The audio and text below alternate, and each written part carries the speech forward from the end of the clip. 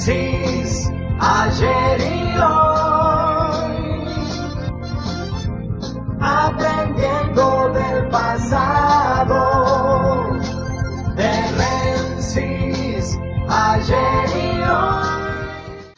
Cuando Eduardo Duhalde dividió distritos de la provincia de Buenos Aires y se tomó la determinación de no dividir La Matanza, el más grande, el que quizás se justificaba si se quería hacer más de un municipio, era porque allí reinaba Pierri, había acuerdo con el entonces gobernador, y lo que era General Sarmiento, con San Miguel, Malvinas Argentinas y José Cepaz, pasó a tener 3 distritos. En realidad, allí se daba un fenómeno especial, porque en esa zona estaba manejándose la posibilidad de que no creciera el hermano de Ramón Ortega, de Palito Ortega, que estaba más alineado con el sector de Menem que con el de Duhalde. En Morón pasó lo mismo. Se dividió Morón en Ituzaingó, en Hurlingham y en Morón, porque estaba Rousselot, que se referenciaba más con Menem que con el propio Duhalde.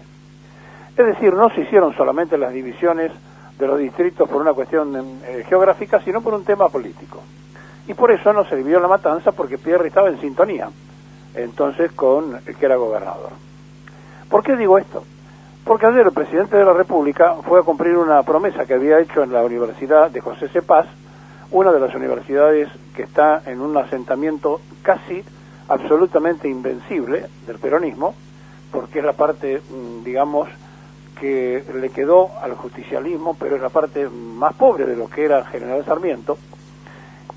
San Miguel es la parte quizá con mayor riqueza de esa fractura y división que se hizo en su tiempo, y Malvinas, que tuvo prácticamente que construirse toda porque no tenía mucho.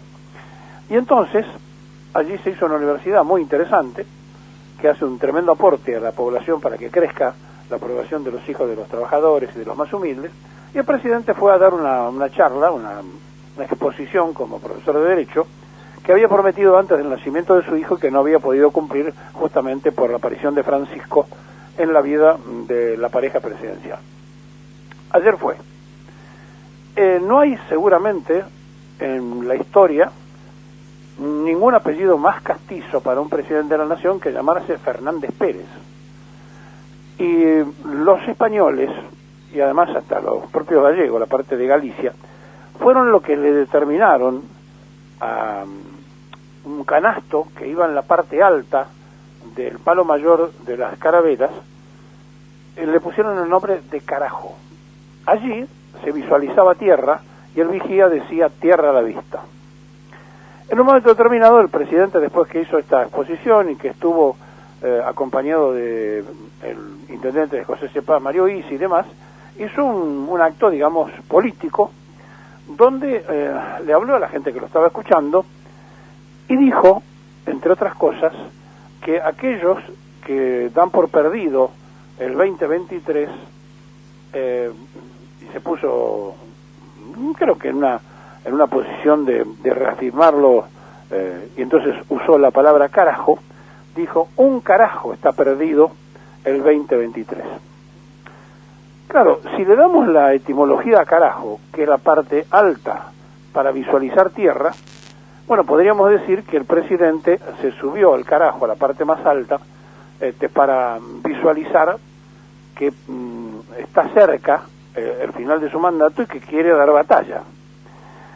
Pero si lo tomamos con el concepto popular, donde se van desvirtuando las palabras, así como boludo y pelotudo tienen un significado aparentemente ofensivo, pero tiene que ver con las batallas por nuestra independencia, porque boludos eran los que boleaban, las boleadoras, y pelotudos eran los que iban en el pelotón previamente a la lucha, y de allí se tergiversó en un concepto prerrogativo de las cosas. Bueno, a carajo también se le da un sentido que no es el castizo que tiene. Entonces, como creemos que él se lo dio en el tono de lo que habla el común del pueblo, es decir, el vulgo cuando habla y usa la palabra lo hace despectivamente y no haciendo homenaje a su prosapia española de Fernández Pérez, quiero hacer esta aclaración porque si se refiere a lo etimológico, estaríamos viendo que el presidente se subió a lo alto del Palo Mayor para visualizar tierra, a ver dónde está. Bueno, si tomamos esa parte, le vamos a decir que va a visualizar tierra el 1 de mayo, cuando mucha gente que pelea por tierra, techo y trabajo de los movimientos sociales estén en la Plaza de Mayo para rechazar todo esto que se viene incubando desde que ganó el Frente de Todos, y que es el intento de que se frustre y se fracase para que vuelvan los que se fueron. Y los movimientos sociales han dispuesto el Día de los Trabajadores, están en la Plaza de Mayo para hacer su presencia. Otra hora era un territorio de la CGT, que por ahora está en silencio. Y entonces, los movimientos sociales van a estar respaldando el gobierno de Alberto Fernández, dándole una especie de apoyo, pero más que nada dándole una advertencia para que no regresen los que le hicieron más daño a la economía, endeudando a la Argentina al mejor estilo de Rivadavia, como hizo Macri, dejando una deuda que no existía, que no había ninguna deuda con el Fondo Monetario, llevándola a 44.000 millones de dólares, lo que hace que hoy el fondo esté haciendo la receta de la economía del país y la vigilancia permanente por el acuerdo que firmó el gobierno actual. Y entonces va a haber ese respaldo. Pero también en la plaza la izquierda quiere ir a hacer después a la tarde la protesta en contra del gobierno. Veremos qué pasa el primer día. Pero hoy los movimientos sociales también se van a manifestar entre los formadores de precios. Van a estar saliendo de la Plaza de la República a las 11 de la mañana para ir a donde se nuclean aquellos que tienen que ver con los precios para quejarse por el momento del remarque y demás. Es decir, que da la impresión que tomó la determinación Alberto Fernández de hacer una jugada más a fondo, porque alguien le habrá dicho, mirá que así como vamos, espiritualmente la gente está quebrada, están hablando ya absolutamente todo el tiempo de que la elección está perdida, tenés que decir y hacer algo. Y bueno, dijo, un carajo, está perdido el 2023. Como repito, no sé el sentido del carajo, pero tratamos de explicarlo, si es que alguna de estas interpretaciones sirve para entender a Alberto Fernández. Ahora, la realidad es que mientras esto pasa, hay un paro bancario, porque los bancarios no están de acuerdo con un 60% que le ofreció la patronal, porque el Estado, a través de UPCN y de ATE, los dos gremios que nuclean a los trabajadores del Estado, ha conseguido más del 60% de aumento en la paritaria, y los banqueros, los que han ganado más plata que ninguno, no le quieren dar ese dinero a los trabajadores bancarios. Así que ya Palazzo, el secretario general de la bancaria, el radical y diputado nacional del Frente de Todos, determinó que va a haber en los próximos días un paro de actividades en toda la Argentina para quejarse del maltrato de los que más ganaron, de los propietarios de la timba financiera en el país y de la especulación del dinero que entra y sale, que son los banqueros. Con este panorama de una cosa que no termina de organizarse ni de entenderse, ayer el Parlamento Nacional confirmó, a través de la Cámara Baja de Diputados y la Alta de Senadores, los representantes que fueron elegidos para que vayan a sentarse en el Consejo de la Magistratura. Por supuesto, Cambiemos está pegando un grito, porque lo que ellos pensaban que iba a ser para juez no fue para juez, sino para el Frente de Todos, y en diputados una diputada radical que los propios radicales quieren cuestionar. Bueno, mientras sigue esa batalla, esa discusión política y judicial, en el mundo están pasando cosas que hay que tener muy en cuenta, pero como nosotros estamos tan ocupados en algo que tendría que estar tan superado, en una Argentina que tiene todo por hacer para resolver el tema del 40% de su población que come salteado, pero estamos entretenidos todo el tiempo en las cosas que no resuelven nada. En el mundo, decía, hay una alerta muy importante, porque ayer Rusia hizo la prueba de un misil de alcance nuclear invisible que llegó 6.000 kilómetros. Lo lanzaron de Rusia hacia un lugar del Asia y recorrió 6.000 kilómetros, y es un misil que no se detecta, eso de las famosas armas invisibles, que es la nueva tecnología que tanto preocupa a Estados Unidos, que tienen los rusos bastante desarrollada. Bueno, lo cierto es que Rusia le informó a Estados Unidos que iba a hacer esta prueba nuclear, tal cual es el acuerdo que hay de las potencias, y entonces lo hizo y llegó con éxito a poder hacer centro con un misil, repito, recorriendo 6.000 kilómetros sin que pueda ser percibido por todo lo que se conoce ahora desde el punto de vista de los radares. ¿Qué quiero decir con esto? Que mientras el mundo está en esa discusión, el mundo de las definiciones está en esa discusión, nosotros todavía estamos en la cosa que se tendría que haber resuelto hace 50 años. Todos los días estamos discutiendo las mismas cosas. Cerramos los ramales ferroviarios y después vemos cómo los abrimos, destrozamos la flota mercante y después vemos cómo la reconstruimos, cerramos determinadas explotaciones y después vemos cómo las ponemos en marcha.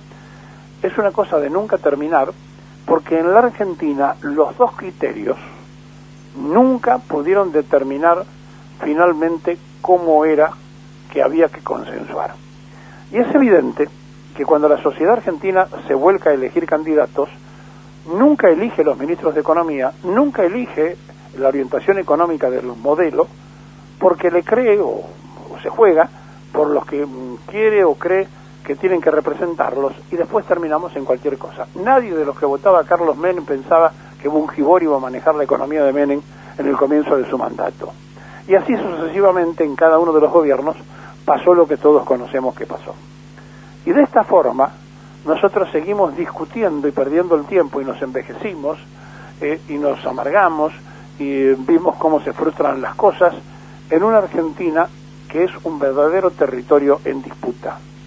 Y el territorio en disputa tiene que ver con el agua potable, tiene que ver con el litio, tiene que ver con la comida, tiene que ver con todo lo que nosotros tenemos y que no sacamos. Tiene que ver con el gas y el petróleo que estamos comprando afuera y lo tenemos en nuestro país. ¿Y ustedes qué piensan que va a pasar cuando las potencias terminen de hacer los desastres que están dispuestos a hacer? ¿Ustedes qué creen que puede ocurrir en el mundo con un territorio en disputa que tiene para resolver el tema del hambre, por ejemplo, de los chinos y los chinos que estén preocupados por comer? ¿Ustedes qué piensan que les puede pasar a nuestros nietos si es que antes no aprietan el botón y hacen un desastre nuclear? ¿Qué piensan que puede pasar? ¿Qué creen? ¿Que van a seguir esperando que nosotros definamos las cosas o que van a venir a hacer lo que no hicimos nosotros? Sí, van a venir a hacer lo que no hicimos nosotros. Y se van a quedar con el territorio y si es necesario, van a crear las condiciones, porque nosotros somos ideales para eso, de hacer 3 países en el territorio argentino. El que está escuchando esto y dice, ¿qué locura está diciendo? Mire, ojalá tenga razón el que piensa así. Pero como todo va en camino a lo mismo, como todo va a que una mediocridad de administradores y de imaginarios pensadores de la construcción política nos han metido, y como no nacen de un repollo, sino que son la representatividad de lo que nosotros conformamos como sociedad, no tenga ninguna duda que si han sido capaces de hacer todo aquello que les dije, que después hay que volver a reactivar, si alguien se presentó como legislador y dijo, las Malvinas son inglesas, y lo votaron, si alguien dijo, cambiemos las Malvinas por vacunas, que total no tiene importancia, si hay pensamientos de ese tipo, ¿ustedes creen que si hay algún movimiento militar en la Antártida o en la Patagonia Argentina, no va a haber argentinos que nacieron aquí, pero no de sentimiento, que no estén de acuerdo? Bueno, yo creo que sí va a haber quienes estén de acuerdo. Y ese es un grave problema, porque no tenemos entonces definido el perfil de quiénes somos, de qué queremos y a dónde vamos los argentinos. En este debate del futuro no está nadie. En esto de pensar un poco más adelante del día lunes, casi no existe un político ni un estratega. Por eso, en el tiempo y en la distancia, pero ya no está más, se agiganta terriblemente el hombre que se detuvo a pensar y había transformado a la Argentina en un camino de ser potencia. Pero como ya no está más Perón, ahora solamente nos queda cantar la marchita, aunque al cantar la marchita nombremos a Bungiboy.